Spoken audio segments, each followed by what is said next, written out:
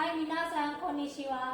ဆိုတော့ဒီနေ့မှာတော့တက်ရှိရဒီ N5 N4 level မှာတွေ့ကြရတဲ့ဖောင်ပြောင်းလေးတွေပေါ့နော်။ဖောင်ပြောင်းလေးတွေကိုတစုတစည်းရဲ့ကြည့်လို့ရအောင်လို့ရှင်းပြပေးထားပါတယ်။အဲ့ဒါအားလုံးပေါင်း10မျိုးရှိပါတယ်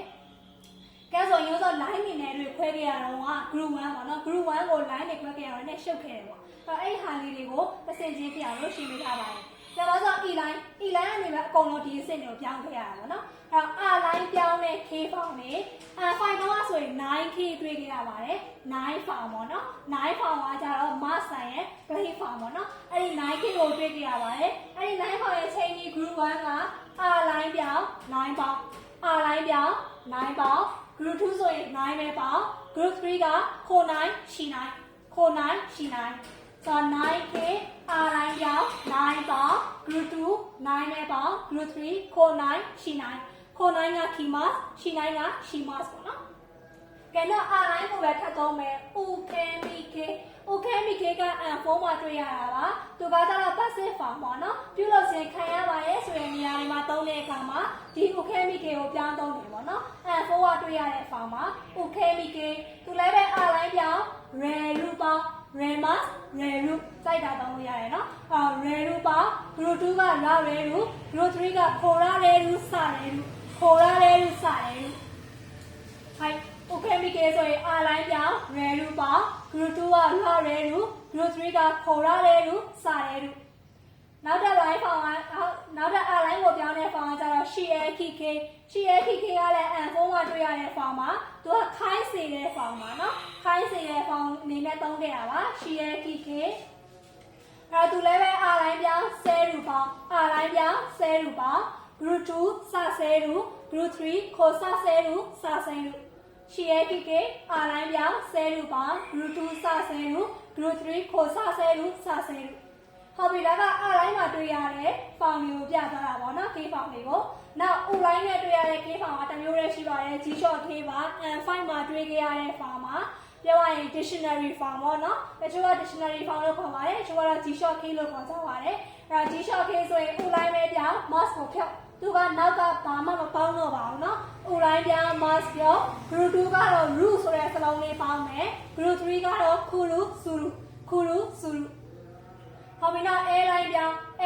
တဲ့ဖောင်ကကြတော့ခနိုး K တွေ့ရမယ် N4 ကဖောင်မှာခနိုး K ကကြတော့ပြုလုပ်နိုင်တယ်နိုင်တယ်ဆိုတဲ့အဓိပ္ပာယ်နဲ့သုံးတဲ့အခါမှာခနိုး K ဆိုပြီးတော့မှဖောင်သုံးခဲ့တယ်ပေါ့နော်အဲ့တော့သူလည်းပဲ A line ပြောင်းနောက်ကနေ mask ကမှ root ကိုပေါင်းပါတယ်ပို့လိုက်ပဲဆိုတော့ mask 3ပေါ့နော်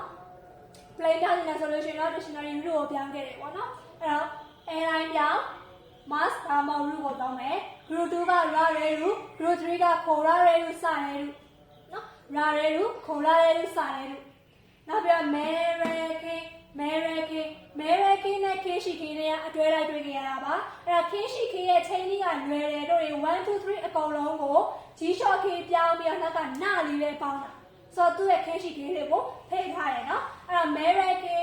ကကြတော့အမိန်ပေးတာပါခုနက k ရှိ k ကကြတော့တားမြစ်တာပါနော်အဲ့တော့ mere k မှာလည်း A line ပြောင်းသူကလည်းနောက်ကဘာမှမပေါင်းတော့ပါဘူး mask ကိုဖြုတ် A line ပေါင်းမယ် group 1 group 2ဆိုရင် row ပေါင်း group 3က ခိုကြီးရှီရိုနောက်ဂျောခန်ကေကကြတော့လှင်းရင်းဆိုတဲ့အခြေအနေပြတဲ့ဖောင်ပါနော်ဂျောခန်ကေဆိုတဲ့ N4 မှာတွေ့ရတဲ့ဖောင်ပါအဲ့တော့ဂျောခန်ကေဆိုလဲ A line ပြောင်းဘာပေါင်းဘာဆိုတဲ့စကားလေးပေါင်းမယ်နော် group 2ဆိုရင် re ဘာပေါင်း group 3ကခုရဲပါစုရဲပါကဲနောက်ဆုံးနဲ့ O line ပြောင်းတဲ့ဖောင်လေးပေါ့နော် O line ကိုပြောင်းတာတော့ K ဖောင်တစ်မျိုးတည်းရှိပါတယ် eco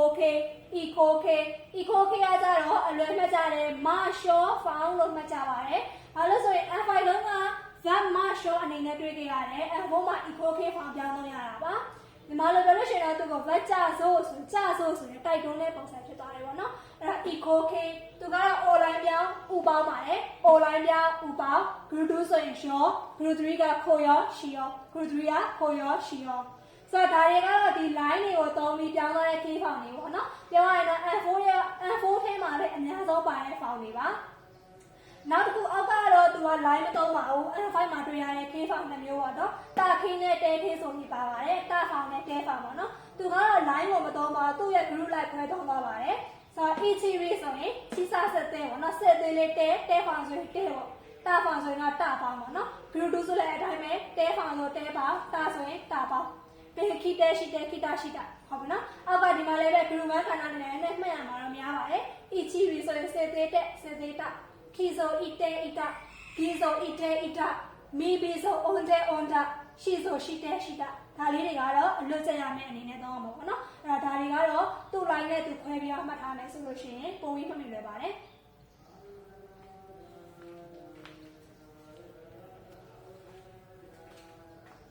はい、こうビアーズ皆さん、နောက်ထပ်ဗီဒီယိုတွေမှာထပ်ပြီးတော့မှတွေ့ကြပါမယ်။またね